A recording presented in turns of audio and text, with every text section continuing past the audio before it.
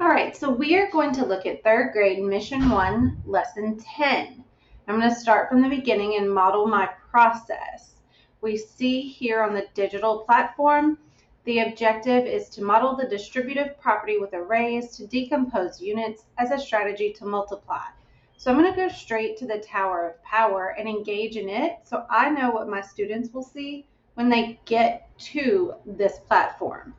Remember, I'm going to keep in mind what is the goal of this lesson, what standards might we target, and what is the success criteria, or how will I know they have mastered today's objective. We're going to create an array with 5 rows of 4. I can do that anywhere in this tool. So I'm going to start by putting my 5 rows, 3, 4, and 5.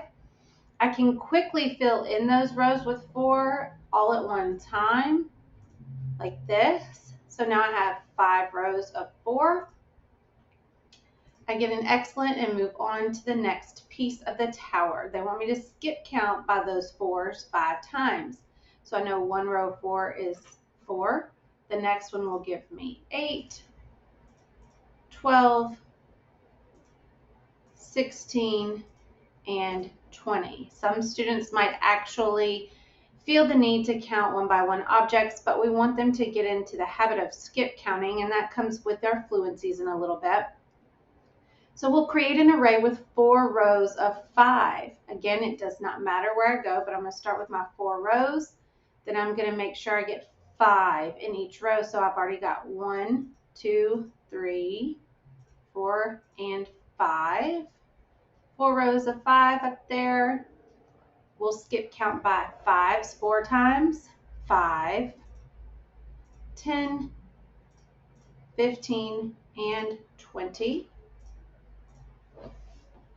I'm going to keep climbing in this Tower of Power, making note of what I've seen in my head. I could also write it down on paper to help me out. But here we go with another array. We're going to write 2 different multiplication sentences. Here I see 4 rows with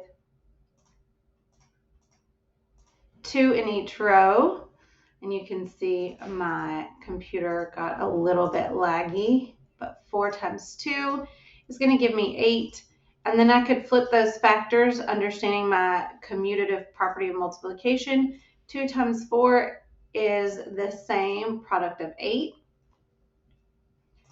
We will keep climbing in our Tower of Power and complete those number sentences in an array that is put together of the 4 times 2 and 2 times 2. 4 times 2 we know is 8. 2 times 2 is 4. It's showing us that we are getting to that 6 times 2, or the larger array. So we see 4 times 2 is equal to 8, plus 2 times 2 is equal to 4. And they've also color-coded it for us, or the students, to make it a little bit easier. We see 4 times 2 plus 2 times 2 is going to be the same as 6 times 2. So we're going to bring down those partial products, 8 and 4.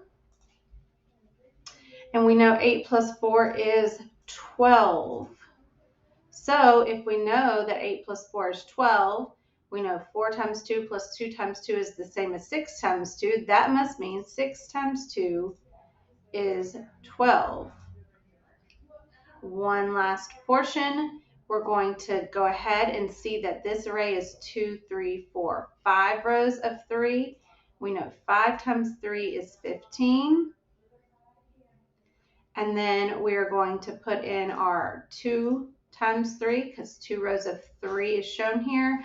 We see 2 times 3 is 6. So we must be solving for 7 times 3, because again, we have 7 rows in the larger array, but we are looking at it in a more distributive property where 5 times 3 plus 2 times 3 is the same as 7 times 3. So we are going to put in our partial products of 15 and 6. So 7 times 3 is the same as 15 and 6.